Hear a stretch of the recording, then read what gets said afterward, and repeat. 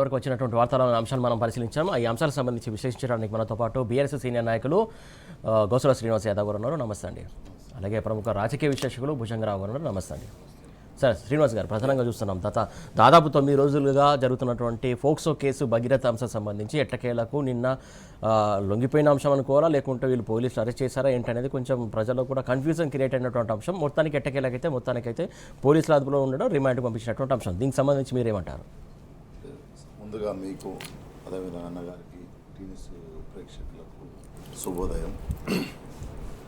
ఒకటి ఏంటంటే ప్రధానంగా ఈరోజు భారత రాజ్యాంగం మీద ప్రమాణం చేసి రాగద్వేషాలకు ఎట్లాంటి దానికి లేకుండా నేను న్యాయం చేస్తానని మంత్రులు కావచ్చు, ఎమ్మెల్యే కావచ్చు ప్రమాణ స్వీకారం చేస్తాను. ఈరోజు కేంద్ర ప్రభుత్వం భారత ప్రభుత్వ సహాయ హోంమంత్రి కుమారుడు ఈరోజు ఒక అమ్మాయిని, మైనర్ అమ్మాయిని ఈ విధంగా ఇబ్బంది పెడితే ఈ 9 రోజుల ఎపిసోడ్ ఎందుకు నడిచింది, ఎవరు ఉన్నారు దీని వెనుక, వాట్ ఈజ్ రాజకీయ కుట్రలు ఒకటి ఆలోచించాలి. రెండోది ఏంటంటే ఒక ఆడబిడ్డకు అన్యాయం జరిగితే బలమైన వాడు బలంగా ఉంటే పేదవాడికి న్యాయం జరగదనేది ఈ సమాజానికి ఇచ్చిన సందేశం అర్థమవుతుంది మనకు. ఎందుకు 9 రోజులు స్పష్టంగా తన ఫ్యామిలీ, తన తల్లి తండ్రి వెళ్ళి పోలీస్ స్టేషన్లో కూర్చొని మా అమ్మాయిని ఇట్లా ఇబ్బంది పెట్టిండ్రు అని స్పష్టంగా వాళ్ళు రికార్డ్ చేసి ఎఫ్ఐఆర్ ఇవ్వమని చెప్తే ఆ రోజు రాత్రి 12 గంటల వరకు ఉంటే ఎఫ్ఐఆర్ ఇవ్వలేదు. అంటే ఇక్కడ ఏం చట్టము ఏదైతే అధికారంలో ఉన్న కొంత వ్యక్తులకు శక్తులకు పనిచేస్తుందని ఈ సమాజానికి ఒక సంకేతాన్ని పంపించారు, స్పష్టంగా అర్థమవుతుంది. కాబట్టి నేనేమంటున్నా, ఈరోజు ఈ 9 రోజుల ఎపిసోడ్ తర్వాత న్యాయం గెలిచింది. అన్యాయమైన మహిళ ఏదైతుందో ఆ బిడ్డ మన బిడ్డ ఏదైతుందో ఆ బిడ్డకు ఈరోజు కోర్టు ఒకవైపు నిలబడి కొట్లాడింది. ఎందుకు చెప్తున్నా అంటే అసలు అవతల అడ్వకేట్ కూడా సిగ్గుచేటండి. ఒక ఆడబిడ్డకు సమాజంలో అన్యాయం జరిగిందని తన తల్లిదండ్రులు వచ్చి, బాధితులు వచ్చి మాట్లాడితే ఆ బాధితుల పక్షాన ఉండాల్సింది పోయి సభ్య సమాజం మొత్తం ఆ బాధిత పక్షాన ఉంటే ఒక లాయర్ వచ్చి మాట్లాడేందండి. అదొకటి. రెండో విషయము, ఈరోజు బండి సంజయ్ గారు కేంద్ర సహాయం హోంమంత్రిగా ఉండి ఇక్కడనేమో ముఖ్యమంత్రి హోంమంత్రిగా ఉండి ఒక బండి సంజయ్ గారి హోంమంత్రిగా ఉండి తన కుమారుడు తప్పు చేసిందని మొత్తం ప్రపంచమంతా చెప్తుంటే, ఒకవైపు బాధితురాలు నీ కొడుకు ఇట్లా ఇబ్బంది పెట్టిండని ఆ బాధితురాలు పోయి చట్టం ముందు నిలబడితే, పోలీస్ స్టేషన్లో ఎఫ్ఐఆర్ అయితే ప్రజల ముందు చెప్తుంటే తల్లిదండ్రులు, నువ్వు న్యాయం చేయకుండా ఒక వకీల్ని పెట్టుకొని ఎట్లా సిగ్గు ఉండాలి? సిగ్గు అనిపిస్తలేదు? నా కొడుకు తప్పు చేస్తే, నా కొడుకు రాంగ్ చేస్తే చట్టం ముందు నిలబెట్టాలి. కానీ నిన్నేం మాట్లాడుతుండు, నేను నా కొడుకును అరెస్ట్ చేయలేదు, ఏదో పతిత్తి మాటలు, అరెస్ట్ చేయలేదు, నా కొడుకు నేనే తీసుకుపోయి పోలీస్ స్టేషన్లో నేను ఇచ్చిన. మరి 9 రోజుల నుంచి ఏం చేసినావు నాయన? 9 రోజుల నుంచి నీ కొడుకు నీ కంట్రోల్లో లేడా? నీ దగ్గర లేడా? నీకు సంబంధించిన లేడా? ఎట్లా ఏమవుతుంది అంటే, నువ్వు అన్యాయం జరుగుతుంటే నువ్వు అన్యాయం జరిగిన మహిళ వైపు, అన్యాయం జరిగిన ఒక ఆడబిడ్డ వైపు ఉండకుండా నీ కొడుకు కోసం నువ్వు ఈరోజు 9 రోజులు ఈ రాష్ట్రంలో మొత్తం ఈ గౌరవంగా ప్రజలకు నమ్మకున్న చట్టాన్ని కూడా నువ్వు మొత్తం పాలసీని కూడా బ్రేకర్ చేసే ప్రయత్నం చేసినావు. దానికి ఈ రాష్ట్ర హోంమంత్రి రేవంత్ రెడ్డి గారు కూడా సహకరించిండు. ఒక మీటింగ్లో మాట్లాడుతుండు, నేను బండి సంజయ్కి చెప్పిన చక్కగా ఎందుకయా నీ కొడుకుని తీసుకుపోయారు. అరే, you are the home minister, you are the chief minister, ఏం మాట్లాడుతున్నావు? ఒక మిత్రుడు, జర్నలిస్ట్ మిత్రుడు, ఇది జరిగిన 3 రోజులు అయినా కూడా ఎందుకు చేయలేదు అక్కడ ఆ టైం కానీ అంటే ఏమంటాడంటే, అదేంది దేశ ప్రధాని వచ్చిండు, మా పోలీసు వాళ్ళంతా అంటే దేశ ప్రధానితో పాటు ఈ దేశంలో ఉన్న ప్రతి పౌరుడు రక్షణ కూడా ముఖ్యము. అది ఆ సోయి లేదు. దేశ ప్రధాని భద్రత ఎంత ముఖ్యమో దేశంలో ఉన్న ప్రతి పౌరుడు రక్షణ కూడా ముఖ్యము. మన బిడ్డకు అన్యాయం జరిగితే పోలీసు వాళ్ళు వారిని అరెస్ట్ చేసే శక్తి లేదా? పోలీసు వ్యవస్థ లేదా? నీకు ఈ హైదరాబాద్ పోతే ఇంకా ఈ ఇతర జిల్లాల నుంచి పోలీసు వ్యవస్థ లేదా? ఎందుకు తీసుకురాలే? ఎందుకు అరెస్ట్ చేయాలి? అంటే ముఖ్యమంత్రి కూడా బాధ్యత రహితంగా మాట్లాడిండు స్పష్టంగా. ఈరోజు ఈరోజు ఏదైతే మనం 4th కోర్టు ఏదైతే అంటామో, ఒక తల్లి ప్రేమతో తల్లిలాగా నిలబడి ఈరోజు నా బిడ్డ వైపు నిలబడదామని నిలబడ్డది ఈరోజు. కాబట్టి నేనేమంటున్నా, బండి సంజయ్ అంటే మొత్తం బీజేపీ కల్చర్. ఇంకొక పెద్ద షేమ్లెస్ ఏంటంటే సురేష్ గారు, ఈజీ సిగ్గుండాలి కొంచెమన్నా కూడా. బీజేపీ ప్రెసిడెంట్ రామచంద్రరావు గారు, అది వాళ్ళ ఫ్యామిలీ గొడవ. You are the political party, you are the responsibility. ఒక సంఘం నీది, ఒక పార్టీ. ఈ దేశంలో నీ పార్టీ వైపు నుంచి ఓట్లు వేసుకొని గెలిచి మాట్లాడుతున్న ప్రధానమంత్రి నాకు సంబంధం లేదంటాడు. నువ్వు బిజినెస్ చేస్తున్నావా? నీకు సంబంధం లేదని చెప్పడానికి. నువ్వు ఈ సమాజాన్ని నేను కాపాడుతాని బోర్డు పెట్టుకున్నావు నాయన. భారతీయ జనతా పార్టీ నేను మాట్లాడుతా అంటున్నావు, ఎందుకు మాట్లాడతలేవు అని అంటే అది అది అది అది కుటుంబ విషయం. ఏం మాట్లాడుతున్నావు రామచంద్రరావు? ఏం మాట్లాడుతున్నావు? ఒక ఆడబిడ్డకు అన్యాయం జరిగితే నీ పార్టీ తరపున నువ్వు మాట్లాడాలి కదా. బండి సంజయ్ నీ కొడుకుని తీసుకురమ్మని చెప్పాలి కదా, అరెస్ట్ చేయమని చెప్పాలి కదా. నాకు సంబంధం లేదంటాడు. కమలనాథులు అంటే ఒకప్పుడు ఏదో అన్నారు, కమలనాథులు అంతా కామాంధులు లెక్కనే ఉన్నారు. ఇప్పుడు కామనాథులు ఈరోజు మాట్లాడుతున్నట్లే.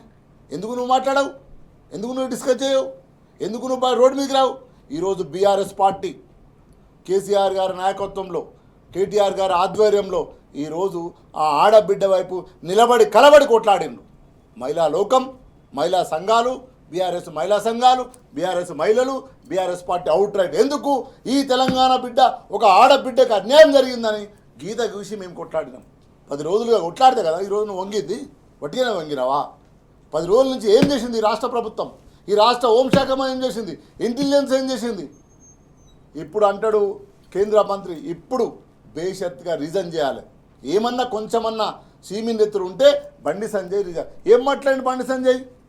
ఏం మాట్లాడండి కేటీఆర్ గురించి? అబ్బా, ఒక మంత్రి స్థానంలో ఉండి ఈరోజు కర్మ సిద్ధాంతం నువ్వు పట్టుకున్నావు కదా, నువ్వు పట్టుకున్న నీ సిద్ధాంతమే చెప్పింది. ఈరోజు నీ కొడుకుకు తండ్రి పేరు చెప్పుకోలేని పరిస్థితిలో ఉంది. ఎక్కడున్నావు? ఎక్కడ పెట్టుకుంటావు నీ ముఖం? ఏం మాట్లాడతావు? మనము ఒక బాధ్యతలో ఉన్నప్పుడు బాధ్యతగా మాట్లాడాలి, బాధతో మాట్లాడాలి, ఆలోచించి మాట్లాడాలి. నొప్పి ఎవరినైనా నొప్పే. అంబానిది, ఐశ్వర్యరాయ్ది ఒక నొప్పి, అడుక్కునేదో కూలేదో ఒక నొప్పి ఉండదు. నొప్పి గిచ్చితే ఎవరికైనా అదే నొప్పి వస్తుంది. ఆకలి ఎవరిదైనా ఆకలి ఈ ప్రపంచంలో. నువ్వు అది మర్చిపోయి పదవి అహంకారంతో మా వర్కింగ్ ప్రెసిడెంట్ కేటీఆర్ గారు ఇష్టం ఉన్నట్టు మాట్లాడినావు. ఏమైంది? వారం రోజుల్లోనే నీ కర్మ సిద్ధాంతం నీకే వచ్చింది. ఈరోజు ఏం చెప్పుకుంటావు? నా కొడుకుపై బండి భగీరథ పక్కన సన్నాఫ్ బండి సంజయ్ రాయొద్దని చెప్తున్నావు నువ్వే. ఎంత సేమ్ సిగ్గు అనిపిస్తలే? అందుగురించే ఈరోజు రిజైన్ చేయి నీ పదవికి. నువ్వు హోంశాఖ మంత్రి, మళ్ళీ అట్టపుట్టగా శాపగా కాదు. నువ్వు రక్షించవలసిన శాఖలో ఉన్నావు, నువ్వు ఈరోజు భక్షిస్తున్నావు. కాబట్టి ఇప్పటికైనా చట్టం గెలిచింది, చట్టం గెలుస్తుంది, ఆయనకు శిక్ష పడుతుంది. ఈ రోజుకైనా ఇప్పటికైనా బండి సంజయ్ రిజైన్ చేయాలి. రిజైన్ చేసి గౌరవంగా మాట్లాడాలి, గౌరవంగా ఉండాలి. ఈ తెలంగాణ సమాజం యాక్సెప్ట్ చేస్తుంది. లేకపోతే ప్రజాకోట్లనే ఉరిదీస్తారు. రైట్. మొత్తానికి ఏదైతే కీలక పదవిలో ఉన్నప్పుడు ఖచ్చితంగా బాధ్యత రహితంగా ఉండాలి, ఖచ్చితంగా చట్టం ఎవరి చుట్టం కాదు అనడానికి ఇది ఒక నిదర్శనం. ఖచ్చితంగా దీనికి సంబంధించి కూడా బాధితురాలకు న్యాయం జరిగేంత వరకు కూడా బీఆర్ఎస్ పోరాడుతుందని చెప్పేసి శ్రీనివాస్ గారు చెప్తున్నటువంటి అంశం. భుజాన గారు, ప్రధానంగా ఇందులో ఇంకొక అంశం, కీలకమైనటువంటి అంశం ప్రధానంగా కనబడుతుంది. ఒకరేమో లొంగుబాటు అంటారు, ఇంకొకరేమో అప్పగించానంటారు. ప్రధానంగా ఒక మీరు సీనియర్ రాజకీయ విశేషాలుగా అసలు దీన్ని ఎలా చూడాలి? ఏ కోణం రోజుల్లో ఎవరిది వాస్తవం అనుకోవాలి? అన్ని ప్రయత్నాలు చేసి అన్ని వ్యవహారాలు నడిపి ఒకప్పుడు నిన్నటిదాకా విన్నాం, ఇప్పుడు కూడా క్విట్ ప్రోకో, నువ్వు అది చేయి నేను నీకు ఇది చేస్తా. అవినీతి కావచ్చు, అక్రమాలు కావచ్చు. ఇప్పుడు దీనికి ఏం పేరు పెట్టాలని అర్థం కాదు. నువ్వు ఒక నేరం చేస్తే నేను కాపాడుతా, నేను ఇరుక్కున్నప్పుడు నువ్వు నన్ను కాపాడు. ఇక్కడ పార్టీలు, సిద్ధాంతాలు ఇవంతా అవసరం లేదనే దాంతో పోతుంది. ఇప్పుడు జ్యుడిషియరీలో ఒక పదం పెట్టాలి దానికి. దీన్ని ఏమంటారో కనుక్కోవాలి. ఒక అడ్వకేట్ బర్తరఫ్ చేయమని రాష్ట్రపతికి, ప్రధానమంత్రికి లేఖ రాసిందంటేనే ఆ పార్టీ ఆత్మహత్య సాదృశ్యం కాదా? నరేంద్ర మోడీ గారు నిన్నగాక మొన్న వచ్చి ఏం చెప్పిండండి? ధర్మ సూత్రాలు, నీతి సూత్రాలు, పొదుపు సూత్రాలు అని వల్లించిపోయింది కదా. అన్నీ వదిలేయండి, అన్నీ తగ్గించుకోండి, అన్నీ మానుకోండి. చివరికి ఏం చెప్పలేదు అంటే భార్య పిల్లల్ని వదిలేయమని చెప్పలే. మీరందరూ నా మాదిరిగా సన్యాసులుగా బతకమని చెప్పలే. అంత గొప్ప ఇది ప్రపంచ విశ్వగురు నరేంద్ర మోడీకి ఈ పక్కన ఒక రేవంత్ రెడ్డి, ఈ పక్కన బండి సంజయ్, ఇద్దరి చిరుదరహాసం. వాళ్ళ ముఖాల్లో మనం ఏ తప్పు చేసినా, ఏ నేరం చేసినా మనకు మోడీ అండ ఉన్నది. నేను ఒక కేంద్ర మంత్రిని, నువ్వు ఈ రాష్ట్రంలో ముఖ్యమంత్రివి, మనకు ఎదురే లేదనే విధంగా వాళ్ళ బంధం కొనసాగుతూ ఉంది. నేనేమంటున్నా, ఇందాక సీనాన్న చెప్పినట్టు ఒక ఆడపిల్ల, ఒక అమాయకురాలు, ఒక మైనారిటీ పాప బయటికి వచ్చి, తల్లిదండ్రులు బయటికి వచ్చి మా బిడ్డకు జరిగిన అన్యాయం ఇది అని చెప్పుకున్నప్పుడే పాలకులు సిగ్గుతో తల ఉంచుకోవాలి. అందులో మామూలోడు తెలిసి తెలియని వాడు అవే తప్పు చేయలే, కండ కావరంతో అధికార మదంతో కళ్ళు నెత్తికెక్కి ఏం చేసినా కూడా నాకు ఎదురు లేదనే విధంగా చేసిన ఈ అమ్మాయి ఒక్కతే కాదు, అనేక రకాల మనం వింటా ఉన్నాం. అనేక మంది అమ్మాయిలు బలైపోయారు ఆ అకృత్యానికి. గంజాయి గాడు, ఆడపిల్లలు అలవాటు ఉన్నవాడు, అనేక మందిని ఆగం చేసినటువంటి వాడు, ఆ ప్రవృత్తి, ఆ నేర ప్రవృత్తిలో ఉన్నవాడని. ఏం మాట్లాడాలండి బండి సంజయ్? నీ పుట్టుకెక్కడా, నీ ఎక్కడా, నువ్వు తండ్రికి పుడితే తల్లికి పుడతావని మొన్న కేటీఆర్ గారిని కామెంట్ చేసిండు కదా. ఆయనకి ఏం కర్మ పట్టిందంటే సివిల్ కోర్టుకు పోయి నా కొడుకు పేరు ముందట బండి పెట్టవద్దు, నా పేరు చెప్పొద్దని గ్యాగ్ ఆర్డర్ తెచ్చుకోండు. ఇంక అంతకంటే అవమానం ఇంకేం కావాలి? అంటే నిజంగా ఆ కొడుకు నువ్వు తండ్రివై ఉంటే, నువ్వు పెంచితే దేశం కోసం, ధర్మం కోసం, న్యాయం కోసం, అన్నా నేనే తప్పు చేయలేదన్న, అన్నా మేమేం తప్పు చేయలేదని అని మొరపెట్టుకున్నావు కదా. మొన్న హనుమాన్ ర్యాలీలో కూడా నువ్వు దాదాపుగా ఏడ్చుకుంటూ చెప్పుకున్నావు కదా జనానికి. అంటే నువ్వు ఒక అరాచకమైనటువంటి శక్తిగా నీ కొడుకును తయారు చేసి క్రమశిక్షణలో పెంచకుండా, దేశం కోసం పెంచకుండా, ధర్మం కోసం పెంచకుండా, శాంతి కోసం, భద్రత కోసం పెంచకుండా, నువ్వు అరాచకానికి అత్యవసర ఆంబోతును తయారు చేసి సమాజం మీద వదిలేస్తే, ఇప్పటికైనా నువ్వు కళ్ళు తెరవకుండా ఇంకా సమర్థించుకునే ప్రయత్నంలో ఉన్నావంటే నీ కండకవరం అధికార మతం కళ్ళకు నెత్తికెక్కినట్టే కదా. మరి ఇప్పటికైనా ఆ బీజేపీ పాలకులు, ఒకప్పటి బీజేపీ అయితే చర్య తీసుకునేదేమి పాటికి, నాదే వాజ్పేయి పాలన ఉంటేనో, మురళీ మనోహర్ జోషి ఉంటేనో, యశ్వంత్ సిన్హా లాంటి వాళ్ళు ఉంటే కొంతమైనా విలువలు బతుకుంటాయి. ఇలాంటి చర్య తీసుకునే వాళ్ళు బయటికి రాకముందే బర్తరఫ్ చేసి నువ్వు రాజీనామా చేయ, లేదంటే బర్తరఫ్ చేస్తామంటే ఈ పాటికి బండి ఊడిపోయేవాడు, తొండి మాటలు మాట్లాడే బండి ఇంట్లో కూర్చునేవాడు.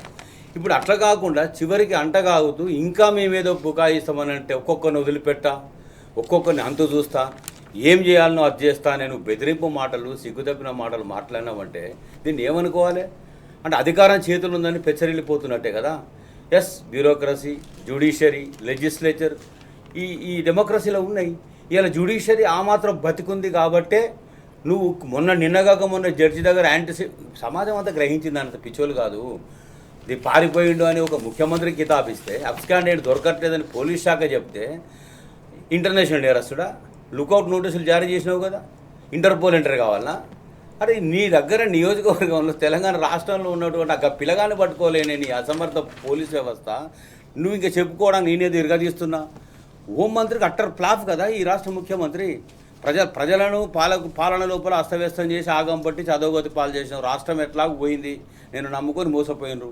కనీసం జరిగినటువంటి అన్యాయాన్ని సరిదిద్దే క్రమంలో పోలీసులను స్వతంత్రంగా అటానమస్గా ఇండివిజువాలిటీగా పనిచేసే స్వేచ్ఛ కూడా వాళ్ళకి లేదు కదా. ఇలా అంతర్మతంలో ఉన్నాడు పోలీస్ ఆఫీసర్స్ అంతా. ఒక డీజీపీతో ఏం చెప్పించిండు, 4 రోజులు లేట్ అయిందని చెప్పేసి అంటే మేము మా నరేంద్ర మోడీ గారి భద్రతలో ఉన్నాం. నరేంద్ర మోడీ గారి భద్రత గాలికి వదిలేయమని సమాజం ఏం అనట్లేదు. అది చేసుకుంటూ ఇది కూడా చేయాలి కదా. ఇది అత్యంత సీరియస్ విషయం కదా. శాంతి లేకుండా పోతుంది, భద్రత లేకుండా పోతుంది, అరాచకం జరుగుతుంది, అఘాయిత్యం జరుగుతుంది, దానికి అడ్రస్ లేకుండా మాటలు మాట్లాడతావా? అంటే నేనేమంటున్నా, కాదు భుజంగరావు గారు, ఇక్కడ ఇంకొక అంశం కూడా చూడాలి. ముఖ్యంగా లుకౌట్ నోటీస్ ఇవ్వడానికి 9 రోజులు టైం పట్టింది పోలీసులకి. అంటే మిగతా వాళ్ళ విషయాల్లో కూడా ఇలాగ చేస్తున్నారా?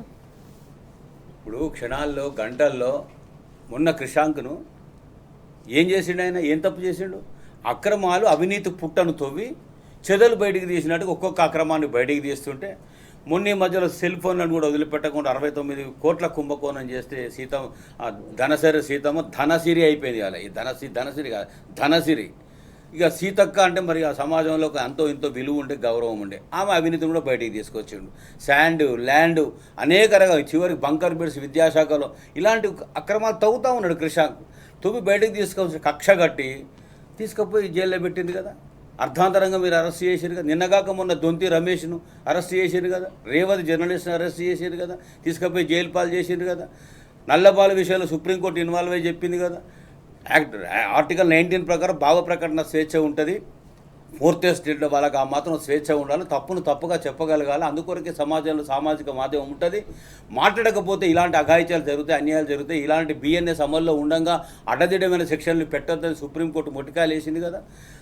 అలాంటి విషయాల లోపల గంటల్లో అమలవుతుంది చట్టము. ఇక్కడ ఎవరు కాపాడినట్టండి? సమాజం అంతా అనుకుంటే ప్రజల్లో చర్చ ఉంది. కాపాడినోడే రేవంత్ రెడ్డి, దాచిపెట్టినోడే రేవంత్ రెడ్డి, పారిపోయిన చెప్పినోడే రేవంత్ రెడ్డి. అక్కడ నరేంద్ర మోడీతో మేరేసే జోడో శోభాత క్యా మిల్తా శోభాత అన్నాడు. ఆయన ఒక రాష్ట్ర ముఖ్యమంత్రి, కాంగ్రెస్కు పరిపాలకుడు, నువ్వేమో నడుపుతున్నది బీజేపీ పార్టీ. నిస్సిగ్గుగా చాటుమాడే వ్యవహారం కాదు, ఓపెన్గా వేదిక మీద మేరేసే జోడో అన్నప్పుడే కాంగ్రెస్ ఉన్నదా ఆత్మహత్య చేసుకున్నదో ఆలోచించుకోవాలి. అంటే ఇవాళ అధికారం తోడైతే రాష్ట్రంలో దేశంలో కేంద్రీకృతం అయితే ఏ తప్పైనా చేయొచ్చు అన్నదాని నిదర్శనం. దీనికి కారకుడు బండి సంజయ్ కొడుకును అక్రమంగా అన్యాయంగా క్రమశిక్షణ రాహిత్యంగా పెంచడము ఎంత దుర్మార్గమో, ఇలాంటి అన్యాయాన్ని సపోర్ట్ చేస్తూ సమాజం ముందట పతిబద్ధ మాటలు మాట్లాడి బండి సంజయ్ ఒక ఆనిముత్యం, ఆయన కొడుకు ఒక స్వాతి ముత్యం, నేను కడిగిన ముత్యాన్ని రేవంత్ రెడ్డి చెప్పే ప్రయత్నం ఏదైతే చేసిండో ప్రజలు నవ్వుతున్నారు. ఎవడో దాచిపెట్టలేదయ్యా, నేను వాకింగ్ పోతుంటే బాకర్స్ అనుకుంటున్నారండి. అన్న ఎవడు దాచిండరికేనా బండి భగీరథను అంటే పక్క ఆయన అడుగుతుండే ఎవరు దాచిరన్న జరి చెప్పంటే దాచినోడే రేవంత్ రెడ్డి, దాపట్టినోడే రేవంత్ రెడ్డి, పోలీసులు నూకోమన్నదే రేవంత్ రెడ్డి. ఇక మొత్తం మెడకు చుట్టుకుంది. బీఆర్ఎస్ అమోఘమైనటువంటి పోరాటం చేస్తుంది. మహిళా సంఘాలు, ప్రజా సంఘాలు, విద్యార్థి సంఘాలు వదిలిపెట్టట్లేదు. ఇది మంట మొత్తం తారాస్థాయికి వెళ్ళిపోయింది. చివరికి ఎక్కడికి పోయేటట్టు ఉంది. నాకు ఎసరు వస్తట్టుంది. నా రాహుల్ గాంధీ కూడా నాకు ఫోన్ చేసి చివాట్లు పెట్టిండు. మరి ఎక్కడికో పోతా ఉన్నది, ఇప్పుడైనా మేలుకోకపోతే కరెక్ట్ కాదు, నాకు ఎసరు వస్తుంది అనే దాంట్లో పోలీసులను పోయి అరెస్ట్ చేయమని చెప్పిండు. ముఖ్యమంత్రి ఆదేశాల మేరకు పోలీసులు అరెస్ట్ చేసిన మాట వాస్తవం. అప్ప దగ్గర పట్టుకున్నది వాస్తవం. తీసుకుపోయి లోపల పెట్టి జడ్జి దగ్గర సరెండర్ చేసింది వాస్తవం. 29 వరకు రిమాండ్ చేసింది వాస్తవం. ఇప్పుడు తండ్రి బయటకు వచ్చి నేనే సరెండర్ చేసిన. నమ్ముతారు ఎవరన్నా? బండి సంజయ్ గారు భాగ్యలక్ష్మి దేవత మీద అంటే ఒట్టేసి అంటావు కదా. ఇప్పుడు నువ్వు భాగ్యలక్ష్మి దేవత మీద నేనే సరెండర్ చేసిన, నా కొడుకు తప్పు చేయలేదు, నేను అమ్మాయికే పుట్టిన, నాకు పుట్టిన కొడుకే, కానీ బండి పేరు ఆడుకోవద్దని చెప్పిన, కోర్టులో ఒక అసహ్యకరమైన ఆర్డర్ తెచ్చుకున్నా అని అదే భాగ్యలక్ష్మి తల మీద ఒట్టేసి చెప్పగలవా? గుండె మీద చేసుకొని నీ కొడుకు చేసిన అన్యాయం అక్రమం ఇది ఒక్కటేనా? ఇంకా పుట్టదవే క్రమం లోపల ప్రజా సంఘాలు, విద్యార్థి సంఘాలు, బీఆర్ఎస్ పార్టీ ఖచ్చితంగా ఉంటుంది. ఆడపిల్లకి అన్యాయం జరగొద్దు. ఆడపిల్లల మాన ప్రాణాలను కాపాడే క్రమంలో కేసీఆర్ గారి హయాంలో శాంతి భద్రతలకు పెద్దపీట వేసి ఏ రకంగా అయితే కాపాడిండో, ఇవాళ మనకు అధికారం లేకున్నా కూడా జరిగినటువంటి అన్యాయం పట్ల స్పందించాలి, బాధ్యతగా ముందుకు కదలనే క్రమంలో బీఆర్ఎస్ చేసినటువంటి అత్యంచలమైన అద్వితీయమైనటువంటి పోరాటం అండి. ఇందులో ఏం స్వార్థం ఉంటుందండి? అధికారం వస్తుందా? రాదు కదా. సామాజిక బాధ్యత, ప్రజలకు భద్రత, మహిళలకు భద్రత, ఆ మహిళల్ని కాపాడుకోవాలి. మొన్న ఏం జరిగిందండి? బీజేపీ లోక్సభలో ఏం చేసింది? డిమానిటేషన్ అడ్డం పెట్టి మహిళా బిల్లు అడ్డెక్కించారు. అరే మహిళలు అంటే పడదండి బీజేపీకి. అందులో ఉన్న మహిళా మనులకు చేతులు ఎత్తి దండం పెట్టి చెప్తున్నా, అమ్మ మీరు కళ్ళు తెరవండి, మీరు తెలుసుకోండి ఎటుపోతుంది పార్టీ, ఏం చేస్తూ ఉన్నారు. మీ ఆడపిల్లలు జరిగిన అన్యాయం లోపల ఒక ఎంపీ మాట్లాడు ఫోన్ చేస్తే ఎవరు నోరిప్పరు, ఎవరు మాట్లాడారు? ఒక్క నిమిషం శ్రీనివాస్ గారు, ప్రధానంగా ఇందులో ఇంకొక ముఖ్యమైనటువంటి అంశం మనం చూడాలి. ప్రధానంగా ఏదైతే ఈ కేసు ఫైల్ అయిన నాటి నుంచి ఫైల్ అయిన రోజు తర్వాత మిగతా ఏఏలో మీడియా కూడా ఈ వార్తను ప్రచురించలేదు. ప్రధానంగా నమస్తే తెలంగాణ ముందుగా ప్రచురించింది. అలాగే ప్రసార మాధ్యమాల ద్వారా కూడా టీ న్యూసే దీని అంశాన్ని ప్రజల్లోకి, తెలంగాణ సమాజం కావచ్చు యావత్తు దేశం మొత్తం తెలిసేలా చేసింది. 1-2 నేషనల్ మీడియా కూడా కవర్ చేసినట్లు మనకు కొంచెం సమాచారం ఉంది. ప్రధానంగా మిగతా ఎల్లో మీడియా దీనికి సంబంధించి ఎందుకు లైట్ తీసుకుంది అనుకోవాలి, ఏంది అనుకోవాలి? ప్రధానంగా ఏంటి అసలు? సింపుల్ అంటే ఇప్పుడు మనము 4th ఎస్టేట్ అంటాం. అంటే 4th ఎస్టేట్ అంటే ఏంటంటే 4 స్తంభాలలో ఒక స్తంభంగా నిలబడుతుంది సమాజానికి. అదే మీడియా సంస్థలకు సంబంధించింది. కానీ ఈరోజు ఏమైందంటే మూటలు ముట్టినాయి, పదవులు కాపాడాలి కోసం పెదవులు మోసుకున్నారు, నాయకులు మోసుకున్నారు, అదేవిధంగా పత్రికలు మోసుకున్నాయి. ఏదైతే ఎల్లో పేజ్ అంటారో దేంట్లో రాయలేదండి. ఒక్కటి రోజు కాదు, ఈరోజు మొత్తం నమస్తే తెలంగాణ టీ న్యూస్ ఒక 1 సైడు ఏది ఆ ఆడబిడ్డ వైపు నిలబడి ఉండి గీత గీసి కూతకు పోయినరు. లేకపోతే లేదు, ఏ మీడియా రాయలే. ఒక రోజు కూడా కాదు, ఏ రోజు రాయలేదు. ఎందుకు రాయలేదు అంటే మూటలు ముట్టినాయి, వాళ్ళకి బాధ్యత లేదు. ఒక పత్రిక కావచ్చు, లేదా ఒక వ్యక్తి కావచ్చు, ఒక సంస్థ కావచ్చు, ఒక సామాజిక బాధ్యత ఉంటుంది. ఇంతకుముందు అన్నగారు చెప్పారు, ఆ సామాజిక బాధ్యతను మర్చిపోయి మూటలు మూసుకొని రాశారు. ఏదన్నా చిన్న జరిగితే మొత్తం ఇట్లా పలకలు పెట్టి తిప్పుతూనే ఉంటారు. పొద్దుదాకా బ్రేకింగ్లు నడుపుతారు, పెద్ద బ్యానర్ ఐటెం వేస్తారు. మరి ఇప్పుడు బ్యానర్ ఐటెంలకు ఎడబోయింది, ఎందుకు పోయింది? ఎడబోయిందంటే వాళ్ళకి మూటలు ముట్టినాయి కాబట్టి అవసరం లేదు. ఈరోజు ఇక్కడ ప్రభుత్వాన్ని అక్కడ ప్రభుత్వాన్ని కాపాడాలి, అక్కడ మంత్రిని కాపాడాలి, ఇక్కడ ఈ మంత్రిని కాపాడాలి మాట్లాడడం కోసం వాళ్ళకు సహాయం చేసింది తప్పించి సామాజిక బాధ్యతతో ఈరోజు మాట్లాడలే కదా, రాయాలి కదా. మీ బాధ్యత లేదా? మీరు రాసుకున్నారు కదా మీ ఎజెండాలా, మేము సామాజిక బాధ్యత ఉంటాం, మేము 4th ఎస్టేట్ అంటాం కదా. ఇంతకుముందు అన్నగా చెప్పారు, ఒక జర్నలిస్ట్ అరెస్ట్ చేస్తే, ఒక కార్యకర్తను, ఒక యాక్టివిస్టును, కృషాంక్ను అరెస్ట్ చేస్తే, మరి ఇంత పెద్దగా రాసిండ్రు కదా. మరి ఈరోజు ఒక ఆడబిడ్డకు ఏ పార్టీకి సంబంధం లేదు కదా, వాళ్ళ బీఆర్ఎస్ సంబంధించింది కాదు కదా, వాళ్ళ ఫ్యామిలీ లేదా ఇంకొక పార్టీకి సంబంధించింది కాదు కదా. మరి ఎందుకు మాట్లాడలేదు అంటే కుట్ర ఉంది. ఇద్దరు హోంమంత్రి అదేవిధంగా సహాయ హోంమంత్రిని కాపాడే ప్రయత్నంలోనే మీడియా అర్థమైందని ఈరోజు తెలంగాణ సమాజానికి అర్థమవుతుందండి. తెలంగాణ సమాజం చైతన్యమైన సమాజం. ఇంతకుముందు అన్న చెప్పింది చూసిన వాకింగ్లో వాకింగ్లో కాదు, ప్రతి చెట్టు కింద, బావి కాడ, పొలం కాడ, ఏడ చూసినా బండి సంజయ్ గారిని కొడుకు ఎవడు కాపాడుతానంటే రేవంత్ రెడ్డి కాపాడుతున్నాడు అనుకుంటారు. అది పెద్ద రాకెట్ సైన్సా వాళ్ళకి అర్థం కాకపోవడానికి. ఒక హోంమంత్రి ఉండి, ఓ ముఖ్యమంత్రి ఉండి, తెలంగాణ సమాజం అంతా వాడు తప్పు చేసిండు, ఆ పిల్లని ఆగం చేసిండు, ఆ ఆడబిడ్డని ఆగం చేసిండు, మన గుంజకరాబాయ్ అంటే కూడా గుంజకు రాకుంటే దాచి ఇప్పుడు ఎట్లా దొరికింది మరి వాడు, ఇప్పుడు ఎట్లా దొరికింది అంటనా కాదు. అంటే ఇంకొకటి అంటే హోంమంత్రి ఆయన ఉన్నారని చెప్పేసి అంటారు. ప్రధానంగా పోలీసు శాఖ కూడా, పోలీసు వ్యవస్థ కూడా ప్రధానంగా 2-3 రోజుల తర్వాత ఇది ఫోక్సో కేసు నమోదైంది వాస్తవం అని చెప్పారు. కాకపోతే అందులో కూడా ఎక్కడ కూడా పేరు మెన్షన్ చేయలేదు, అక్కడ కూడా దాపరికంగా ఉంచింది. కాకపోతే మిగతా విషయాల్లో, సెలబ్రిటీల విషయంలో మాత్రం ఈ 24 గంటల లోపల అరెస్ట్ చేశారు, రిమాండ్కు విధించేదాకా పోయినటువంటి సిచ్యువేషన్ మనం చూసాం. వాటి మీద అంత యాక్టివ్గా ఉన్నప్పుడు దీని మీద ఒక బాలికకు న్యాయం చేయాలనేటువంటి సో ఎందుకు లేదనుకోవాలి ప్రభుత్వానికి? అంటే ఫస్ట్ ఈ తెలంగాణలో ఒక ఆడబిడ్డల పైన బాధ్యత లేని ప్రభుత్వం ఇది. గతంలో కేసీఆర్ గారు ఏం చెప్పిందంటే, ఈ ఆడపిల్లల వైపు చూస్తే కొడుకుల ఒక్కొక్కరిని కోసి పడేయాలి, ఏం తమాషా చేస్తున్నారా, ఎవడయా చూసేది, భయపడాలి, లాగులు దడవాలి అని చెప్పి మాట్లాడింది గట్టిగా. అటువైపు చూడొద్దు అంటే ఒక లైన్ తీసుకున్నాడు. తర్వాత అదేవిధంగా పోలీస్ వ్యవస్థను కూడా అంత పటిష్టంగా చేసిండు. ఈరోజు నువ్వు వచ్చి ఏం చేసినావు? ఎన్ని ఆత్మహత్యలు, ఎన్ని హత్యలు, ఎన్ని అభాగాలు ఆడబిడ్డల పైన. ఈరోజు ఒక ఆడబిడ్డ పైన జరిగి రోడ్డు మీదకి వచ్చి పోలీస్ స్టేషన్ పోయి నువ్వు చేసలే అంటే, నిన్న రాష్ట్ర ముఖ్యమంత్రి ఒక సభలో మాట్లాడుతున్నాండి, ఒక ఇంటర్వ్యూలో, మేము పోలీసు వాళ్ళందరినీ తీసుకుపోయి ప్రధానమంత్రి దగ్గర సెక్యూరిటీ పెట్టినట్టు సిగ్గనిపించాలి కొంచెమన్నా కూడా. ఈ రాష్ట్రంలో పోలీసు వ్యవస్థ మొత్తం పోయి ప్రధానమంత్రి దగ్గర సెల్యూట్ కొట్టుతుందా? ఒక ఆడబిడ్డకు అన్యాయం జరిగితే నువ్వు రెస్పాండ్ కావా, మాట్లాడవా అంటే? స్పష్టంగా సహాయ హోంమంత్రి ఏదైతే బండి సంజయ్, ఇదే విధంగా హోంమంత్రి రేవంత్ రెడ్డి ఇద్దరు కూర్చొని మాట్లాడుకున్నారు. ఇంతకు అన్న చెప్పింది కదా, నువ్వు నన్ను కాపాడి నిన్ను కాపాడతా, నేను సిబిఐ ఈడీ దొరకకుండా నువ్వు దేశంలో నువ్వు కాపాడు, ఈ రాష్ట్రంలో నీ కొడుకు లంగ పనులు ఎంత చేసినా నేను కాపాడతా. స్పష్టంగా అర్థమవుతుంది కదా. ఇంకోటి, బండి సంజయ్ నా కొడుకు తప్పు చేయలేదు, నీ కొడుకు నేర చరిత్ర మొత్తం అదే కదా. అంటే ముంగటి ఒక్క నిమిషం సురేష్, ముంగటి నాగలు ఎట్లా పోతే వెనక నాగలు అట్లా అవుతుంది అని తెలంగాణ సామెత ఉంటుంది. ముంగనాగలు వంకర పోతే వెనక నాగలు నీ బండి సంజయ్ గారే వక్ర బుద్ధి, వక్ర మాటలు కదా. అన్నా నాకు ఇది ఉందన్నా, అన్నా నాకు అది ఉందన్నా అని ఇది చేస్తా అని మాట్లాడతాడు. నువ్వు మా ఇట్లా రకరకాల పిచ్చి మాటలు మాట్లాడతాడు. నీ కొడుకు కూడా అదే కదా. గతంలో కాలేజీలో ర్యాగింగ్ కదా, ఓ విద్యార్థిని కొట్టిండు కదా, గంజాయి తాగుతూ దొరికింది కదా. ఇవన్నీ నేర చరిత్రలు కదా. ఒక ఫ్రేమ్ బై ఫ్రేమ్ చూసి అర్థమైపోతుంది కదా మీకు స్పష్టంగా. కాబట్టి తండ్రి ఎట్లున్నాడో కొడుకు అట్లే ఉన్నాడు. కానీ ఇక్కడ ఆడబిడ్డకు అన్యాయం చేయాలని చూసిన ఈ రాష్ట్ర ప్రభుత్వాన్ని తెలంగాణ సమాజం క్షమించదు, రాష్ట్ర హోంమంత్రిని తెలంగాణ సమాజం క్షమించదు. అదేవిధంగా ఇంతకుముందు మీరు చెప్పిన అడిగినారు, పత్రికలు, యూట్యూబ్ ఛానల్స్, మేధావులు వీళ్ళందరూ ఉన్నారు చూసినావా, వీళ్ళు ఒక్క మాట కూడా మాట్లాడలేదు. కోదండరాం ఎడబోయిండు, ఆకులూరులు ఎడబోయిండు, కనిపిస్తలేదు. ఇది ఆడబిడ్డ కాదా? తెలంగాణ బిడ్డ కాదా? తెలంగాణ బిడ్డకు అన్యాయం జరిగినప్పుడు మీ పెదవులు బయటికి రావా?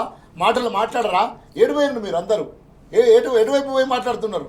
ఇక రాస్తారు కదా, పుంకాల రాసే ఒక ఆయన ఉన్నాడు, ఆయన ఏడబోయిండు. ఈ తెలంగాణ సమాజంలో లేడా? ఇక్కడ గాలి తీసుకుంటలేడా? ఇక్కడ నీళ్లు తాగుతలేడా? ఇక్కడ పైసలు సంపాదించుకుంటలేడా? ఇక్కడ బిడ్డకు అన్యాయం జరిగితే ఏం రాసినావు, ఏం మాట్లాడినావు? ఈరోజు బరాబర్ నమస్తే తెలంగాణ నిలబడి కలబడి కొట్లాడింది, బీఆర్ఎస్ పార్టీ నిలబడి కొట్లాడింది. అదేవిధంగా మహిళా సంఘాలు, మహిళలు నిలబడి కొట్లాడింది. తెలంగాణ సమాజం మొత్తం ఆ ఆడబిడ్డ వైపు నిలబడ్డది. అందు గురించే కోర్టు చూసింది, స్పందన చూసింది, అడ్వకేట్ మాట్లాడిన మాటలు విన్నది. అందు గురించే మనం లోపల తోయారు అన్నారు. ఇన్ని రోజులు ఎందుకు వస్తున్నారు లోపల తోయమని చెప్పారు. అందు గురించే లాయరు అన్న చెప్పినట్టు మొట్టమొదటిసారి మన బర్తరఫ్ చేయమంటారు. ఎందుకు ఉండాలి నువ్వు ఇంకా ఆడ పదవిలా? ఎందుకు ఉండాలి అంటున్నా. నీ కొడుకు తప్పు చేసినట్టు నువ్వు కూడా తప్పు చేసినావు. 9 రోజులు దాసి ఏటు. ఇప్పుడు వాడు ఏమన్నైతే బండి సంజయ్ ఏటు ఎందుకు దాచినావు 9 రోజులు? ఏడబోయిండు, నీ కొడుకు తెలియకుండా పోయిండా? ఇంకొక మాట చెప్తా సురేష్ గారు, ఎంత షేమ్లెస్ అంటే ఈ ముఖ్యమంత్రి ఎంత కాపాడే ప్రయత్నం. ఎవరైనా నోటీసులు ఎవరిస్తారండి? బండి సంజయ్ ఇంటికి పోయిస్తారు, అంతే కదా, కొడుకు అడ్రస్. మేనమామకి ఇస్తారా అండి నోటీసులు? మేనమామకి ఇచ్చారు నోటీసులు. బండి సంజయ్ కదా ఇవ్వాల్సింది, బండి సంజయ్ ఉన్న ఇంట్లో ఇవ్వాల్సింది కదా నోటీసులు. తీసుకుపోయి మేనమామకి ఇస్తారు. మేనమామ ఎక్కడ అండి? అయ్యేది అయితే మేనమామకి ఇస్తారు. అయ్యి ఉన్నాడు కదా, అయ్యి ఉన్నాక మేనమామకి ఎందుకు ఇవ్వాలి నోటీసులు? అంటే మన రాష్ట్ర హోంమంత్రి రేవంత్ రెడ్డి గారు అంత అద్భుతంగా కాపాడే ప్రయత్నం చేసిండ్రు. ఇదంతా తెలంగాణ సమాజం చూస్తుంది.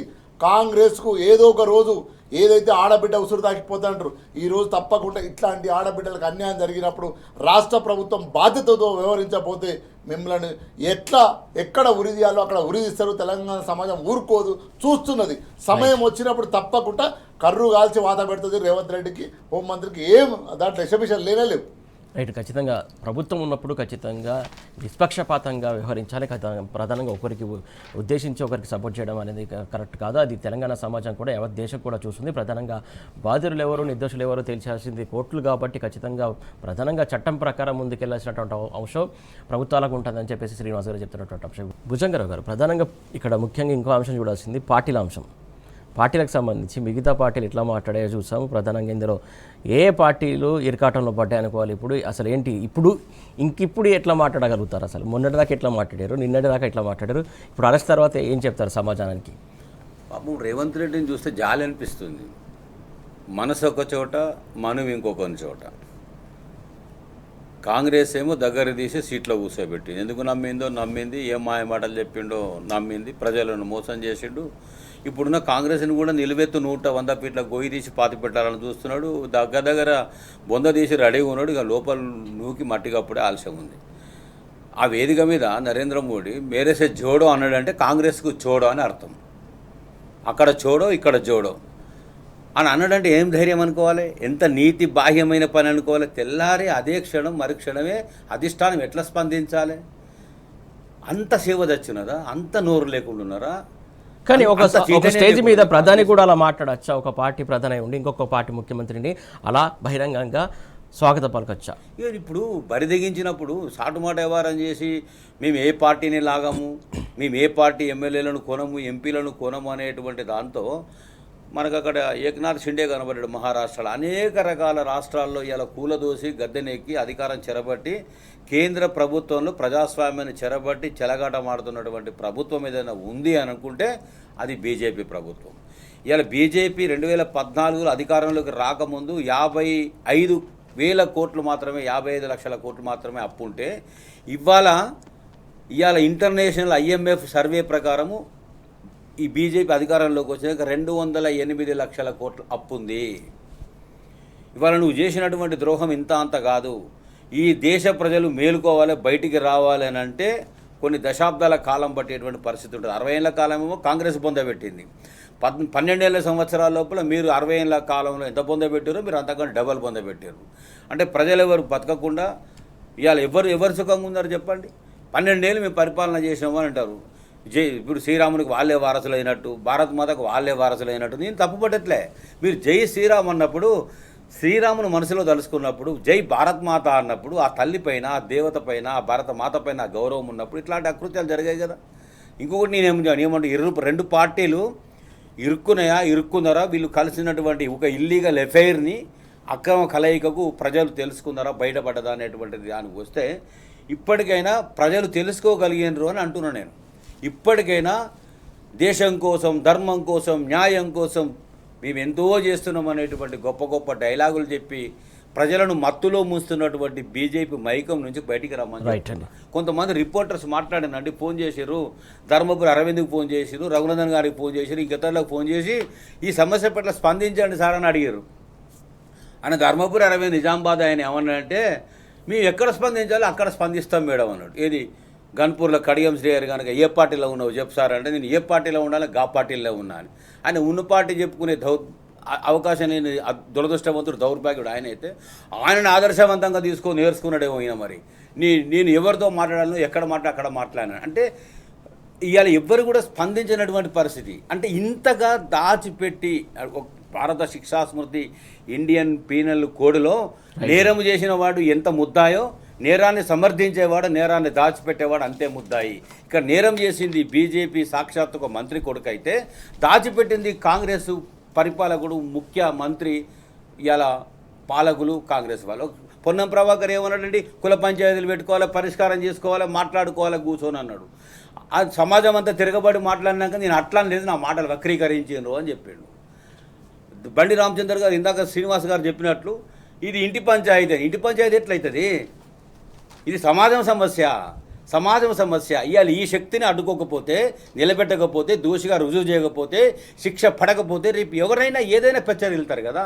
ఇంకా న్యాయం ఎక్కడ ఉంటుంది, ధర్మం ఎక్కడ ఉంటుంది, చట్టం ఎక్కడ ఉంటుంది, ఎవరికి నమ్మకం ఉంటుంది? ప్రజాస్వామ్యాన్ని పాతరేసినట్టే కదా. అందుకొరకు ఇవాళ బీజేపీ వాళ్ళ మాయిస్కి మీరు బాగా గమనించండి. కాంగ్రెస్ వాళ్ళు సపోర్ట్ ఇస్తారు, కాంగ్రెస్ వాళ్ళ సపోర్ట్కి బీజేపీ సపోర్ట్ ఇస్తారు. ఇలా గల్లీలో దోస్తాన్లే ఉన్నారు, ఢిల్లీలో దోస్తాన్లే ఉన్నారు. ఇక బయట రాజ్యాంగం పట్టుకొని ఒక నీతి సూత్రాలు చెప్తాడు ఢిల్లీలో, ఇక్కడికి వచ్చేసి నరేంద్ర మోడీ గారు ప్రజలకు పనికిరాని పనికొచ్చేటని నీతి సూత్రాలు చెప్పిపోతాడు. ఇద్దరు చేస్తున్నది అన్యాయం, ఇద్దరు చేస్తున్నది అక్రమమే, ఇద్దరిది కూడా ఒక ఇల్లీగల్ ఎఫైర్ బంధంగా నడుస్తూ ఉంది. ఇలా రెండు పార్టీలు సమానమైనటువంటి ద్రోహంలో, నేరంలో ఇవాళ చెలరేగిపోయి పనిచేస్తూ ఉన్నారు. ఈ ఇద్దరికి బుద్ధి చెప్పాల్సినటువంటి బాధ్యత సభ్య సమాజం పైన, పౌర సమాజం పైన ఉంది. మొన్న సహకరించినటువంటి విద్యార్థి సంఘాలకు, ప్రజా సంఘాలకు ఈ మధ్యలో బాధ్యత ఉంది. మేము ఇంకా బతికే ఉన్నామని ఒక సంకేతం ఇవ్వడానికి వామపక్ష పార్టీలు, IFTU అనేది ఒక సంఘము, వాళ్ళకు సంబంధించినటువంటి లెఫ్ట్ ఓరియంటెడ్ పార్టీలు స్పందించినాయి. సంతోషం, ధన్యవాదాలు. సమాజం పట్ల కళ్ళు తెరవండి, మాట్లాడండి. భయము లేకపోతే, భక్తి లేకపోతే, మంచి చేయాలి, తప్పు చేయకూడదని భక్తి అయినా ఉండాలి. బరిదెగించినటువంటి వాడికి తప్పు చేసి తప్పించుకోవాలని శిక్ష పడుతున్న భయం అన్నా ఉండాలి. ఈ రెండు లేనటువంటి స్థితికి అలా రెండు పార్టీలు కూడా చేరుకున్నటువంటి పరిస్థితి. సమాజం లోపల మీరు నిలదీయండి, గడ్డి పెట్టండి. బీఆర్ఎస్ ఒక్కటే కాదు, బీఆర్ఎస్తో పోరాటంలో కలిసి వచ్చినటువంటి అనేక రకాలైనటువంటి సమూహాలకు, సంఘాలకు బాధ్యత వహించినటువంటి వాళ్ళందరికీ కూడా నీ చేతులెత్తి నమస్కరిస్తే నిజంగా నేను పాదాభివందనం చేస్తూ ఉన్నా. ఈ రకమైన బాధ్యత చూపండి. భవిష్యత్తులో సిగ్గు శరము లేని నీతి బాహ్యమైనటువంటి చర్యలను అరికడదాం, ముందుకు పోదాం. రైట్. ఖచ్చితంగా ఏదైతే బీజేపీ కాంగ్రెస్ పార్టీలో దొందుగానే మారాయి. ఇటు రాష్ట్రంలో కావచ్చు, అటు కేంద్రంలో కావచ్చు, ప్రజల పక్షాన ఉన్నట్లేదు. ప్రధానంగా మొత్తానికి ప్రజా వ్యతిరేక పాలన కొనసాగిస్తున్నటువంటి అంశం కనబడుతుంది. ప్రధానంగా ఈ అంశం చూస్తూ ప్రజలు ఊరుకోరు, రానున్న రోజుల్లో ఖచ్చితంగా గుణపాఠం చెప్తారని చెప్పేసి భుజంగరావు గారు చెప్తున్నటువంటి అంశం. శ్రీనివాస్ గారు, ప్రధానంగా సార్, SIR ఓట్లకు సంబంధించి తొలగింపు ప్రక్రియ ఇప్పుడు మొత్తానికి మొన్నటిదాకా వేరే రాష్ట్రాలు చూస్తాం, ఇప్పుడు తెలంగాణ రాష్ట్రం పైన కూడా స్టార్ట్ అయినటువంటి సిచ్యువేషన్ చూస్తున్నాం. ప్రధానంగా 64.38% ఓటర్ల మ్యాపింగ్ జరిగిందంట. ఓట్లను కూడా కొన్ని దొంగ ఓట్లు తొలగించమని చెప్పేసి చెప్తున్నటువంటి అంశం. ఈ అంశం సంబంధించి బీఆర్ఎస్ వర్కింగ్ ప్రెసిడెంట్ కేటీఆర్ స్పందించారు. ప్రధానంగా కావాలనే కాంగ్రెస్ అలాగే బీజేపీకి అనుకూలంగానే ఓటర్లను తొలగించే ప్రక్రియ జరుగుతుంది అనేది ఆయన ఆరోపించినటువంటి అంశం. దాని గురించి మీరేమంటారు? అంటే ఏదైతే మా పార్టీ లైన్ తీసుకుంటే క్లియర్గా వర్కింగ్ ప్రెసిడెంట్గా చెప్పారు. ఏదైతే సర్ర్ ఉందో, అంటే స్పెషల్ ఇంటెన్వెన్సీ రివిజన్ ఏదైతే ఉందో ఓట్ల విషయంలో, దాన్ని మేము స్వాగతిస్తున్నాం. కానీ ఇక్కడ ఏంటంటే దాన్ని ముందు పెట్టుకొని ఒక కుట్ర జరుగుతుంది. ఆ కుట్రను మేము స్పష్టంగా వ్యతిరేకిస్తున్నాం. ఆ కుట్ర ఏదైతుందో దాన్ని జాగ్రత్తగా చూడాలని కూడా ఈ తెలంగాణ ప్రజలకు కావచ్చు, లేదా భారత ప్రజలకు కావచ్చు స్పష్టంగా చెప్పడం జరుగుతుంది. ఎందుకు అంటే మొన్న బెంగాల్ అండ్ బీహార్ ఎలక్షన్లలో చూసినాం, కేరళ ఎలక్షన్లో. అంటే వాళ్ళు ఈ సర్ పేరు మీద ఏదైతే ఉందో రెండు జాతీయ పార్టీలు, అదేవిధంగా బీజేపీ ప్రధాన పార్టీ, ఏదైతే సెక్యులర్ ఆలోచన విధానం ఎక్కడైతే ఉన్నాయో ప్రాంతీయ పార్టీలో, ఆ ప్రాంతీయ పార్టీల ఓట్లు ఏవైతే ఉన్నాయో అవి తీసేయాలనే ఒక కుట్ర చేస్తున్నది. ఈరోజు మొన్న అక్కడ దాదాపుగా ఒక 97 లక్షల పైచిలకు ఓట్లను తీసేసింది. ఆ తర్వాత 27 లక్షల ఓట్లు పెట్టుకోవచ్చు అన్నది. ఇంకొక విషయం ఏంటంటే, ఒక ముస్లిం అభ్యర్థి ఓటు లేకుండా గెలిచి తర్వాత ఓటు యాక్సెప్ట్ చేసింది. ఎంత ఘోరం చూడండి. ఆ అభ్యర్థి కోర్టుకు పోయి పోరాటం చేసిన తర్వాత ఆయనకు ఓటు హక్కు వచ్చింది. కానీ అంతలోపే ఆయన ఎలక్షన్లు నిలబడే అవకాశం కోర్టు ఇచ్చింది. ఎలక్షన్లో పోటీ చేసిండు. ఎమ్మెల్యే దాదాపు 10,000 చిలుకు ఓట్లతో గెలవడం జరిగింది. అంటే నేనేమంటున్నా, ఇప్పుడు ఇంకోటి ఏమంటుంది, ఆ 27 లక్షల మందికి మాత్రమే మేము ఏదైతే రాష్ట్ర ప్రభుత్వం, కేంద్ర ప్రభుత్వం నుంచి వచ్చే పథకాలు ఇస్తా అంటుంది. నేనేమంటున్నా, ఈ దేశ భద్రత ఎవరిది? ఈ దేశ భద్రత ఎవరిది? బయట నుంచి వచ్చిన ఇప్పుడు 97 లక్షల ఓట్లు ఉన్నాయా తీసినావు కదా నువ్వు. బెంగాల్ వరకు చెప్తున్నా 27 లక్షలు ఉన్నాయి, మిగతా లేవంటున్నావు కదా. మరి మిగతా ఎక్కడి నుంచి వచ్చిర్రు వాళ్ళు? ఎవరు ఈ దేశాన్ని కాపాడాలి? ఎవరు ఈ దేశ ప్రభుత్వాన్ని నడిపిస్తున్నారు? బీజేపీ ప్రభుత్వం కదా. నువ్వు బార్డర్లు చూడాల్సింది దేశ ప్రభుత్వం కదా. కేంద్ర ప్రభుత్వం కదా, కేంద్ర ప్రభుత్వం సెక్యూరిటీ ఉంచాలి కదా, దేశ భద్రత ఈ దేశ మన పరిపాలించే పార్టీ లేదు కదా, దేశాన్ని కాపాడాల్సింది ఈ దేశ ప్రభుత్వం కదా. మరి అప్పుడు స్పష్టంగా ఎక్కడి నుంచి వస్తున్నారు, చొరబాటుదారులు ఎక్కడి నుంచి వచ్చిండ్రు అంటే స్పష్టంగా మేమే కేంద్ర ప్రభుత్వం అని చెప్తున్నావు నువ్వు. మీరే కేంద్ర ప్రభుత్వం, మీరే భారతదేశాన్ని రక్షించాలి. ఈ భారతదేశాన్ని రక్షించే సమయంలో ఈ 97 లక్షలు అంటే దాదాపు 60 లక్షల మంది ఎట్లా వచ్చిండ్రు అంటే వాళ్ళు ఈ దేశ బిడ్డలే. నువ్వు కావాలనే తొలగించినవు, కావాలనే మైనార్టీలను తొలగించినవు, ముస్లిం సోదరులను తొలగించినవు, నీకు అగనెస్ట్ ఏదైతే ఉందో తృణమూల్ కాంగ్రెస్లో ఉన్న పార్టీ ఓటర్లను తొలగించినవు. దాన్ని మేము వ్యతిరేకిస్తున్నాం. ఇక్కడ కూడా రేపు బీజేపీ అదే కుట్ర చేయబోతున్నది.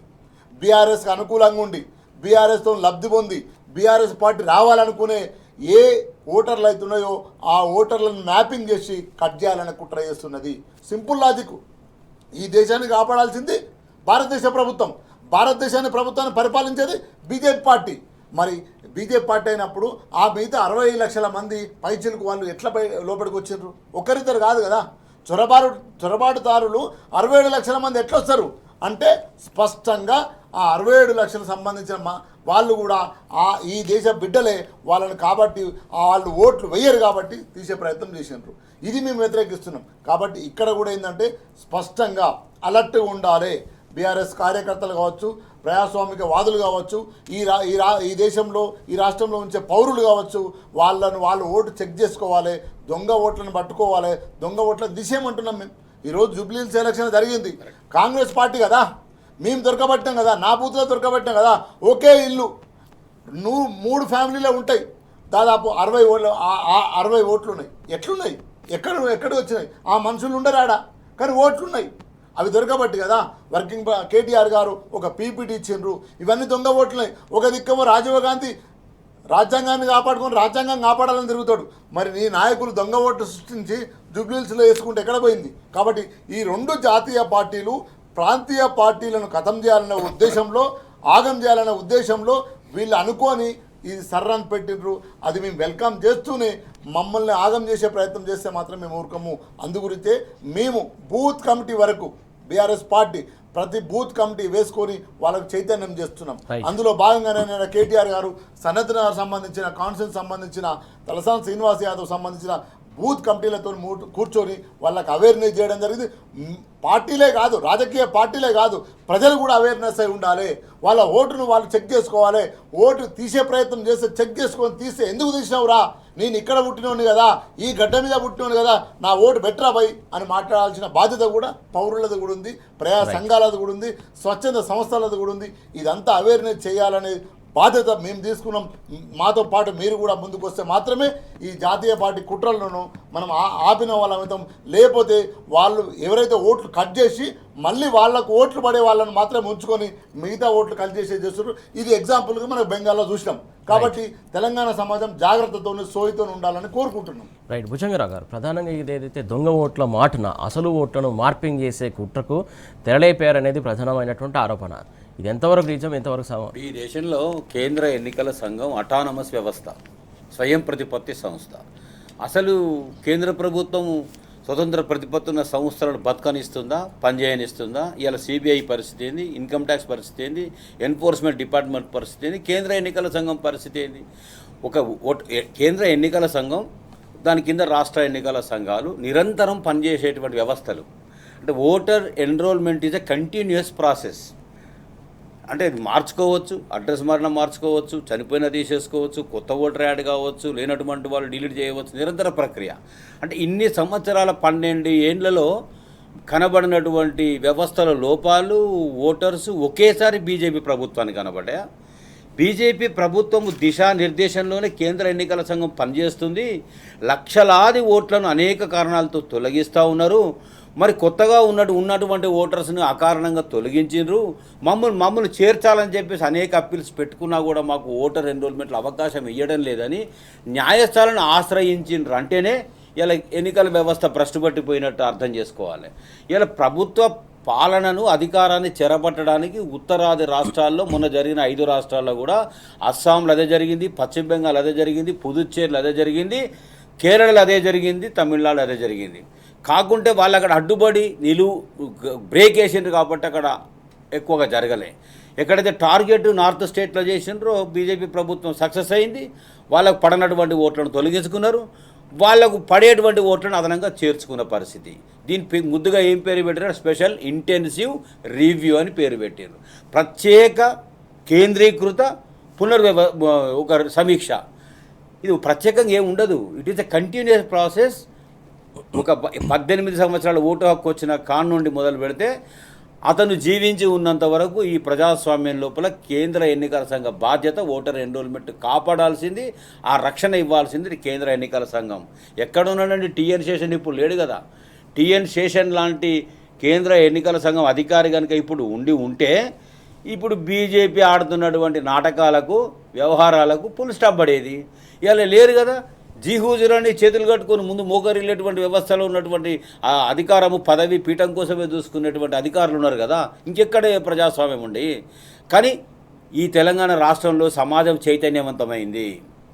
అండగా బీఆర్ఎస్ పార్టీ డేగ కళ్ళతో చూస్తూ ఉంది. ఇవాళ బిఎల్ బూత్ లెవెల్ కమిటీస్ వేసుకొని అక్కడి నుంచి మేము బాగా 24 గంటలు కేంద్రీకృతం చేయండి, నష్టం జరగవద్దు. ఇమీడియట్గా నష్టం జరిగితే ఇమీడియట్గా మీరు అప్పీల్ చేసుకోండి, ఓటును కాపాడుకోవాల్సిన బాధ్యత ప్రతి పౌరుంది అనేటువంటి సంకేతంతో బీఆర్ఎస్ పార్టీ ఇచ్చినటువంటి పిలుపుని అందుకొని ప్రతి వాళ్ళు కూడా యాక్టివ్గా ఉండాల్సిన అవసరం ఉంది. ఇప్పుడు కనుక మనం అప్రమత్తంగా ఉంటే తగనన్నటువంటి దెబ్బ తగులుతుంది, జరగనాటి నష్టం జరుగుతుంది.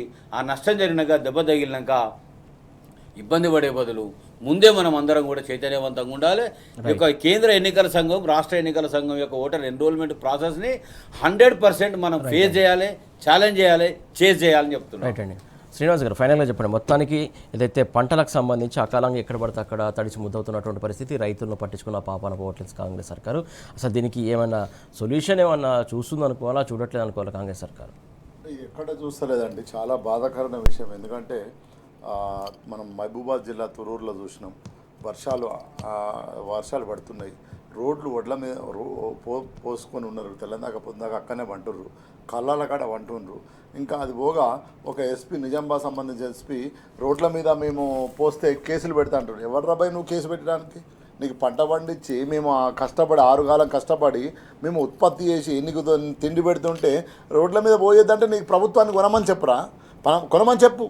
ఎస్పీ నువ్వు రాయి, లెటర్ రాయి నీ ముఖ్యమంత్రికి, నీ హోంమంత్రి రేవంత్ రెడ్డికి రాయి, ఈ కళ్ళల మీద రోడ్ల మీద పోస్తున్నారు, ఇమ్మీడియట్లీ కొనండి సార్ అని చెప్పు. కానీ ఎట్లా వేస్తావు అంటే నేనేమంటున్నా, ఇప్పటికైనా రాష్ట్ర ప్రభుత్వము, రైతులు ఆగమై ఉన్నారు, కడగల్ల వర్షం వస్తున్నది కాబట్టి రైతు పండించిన పంటను కొనమని అంటున్నాం. గతంలో ప్రభుత్వంలో బెంగాల్ నుంచి, బీహార్ నుంచి కూలీలను, బెంగాల్ నుంచి అదేవిధంగా సంచులను, గోనె సంచులను తీసుకొచ్చి ఒక్క కళ్ళం కాడనైనా ఎక్కడన్నా గింజలు ఉన్నాయా అండి?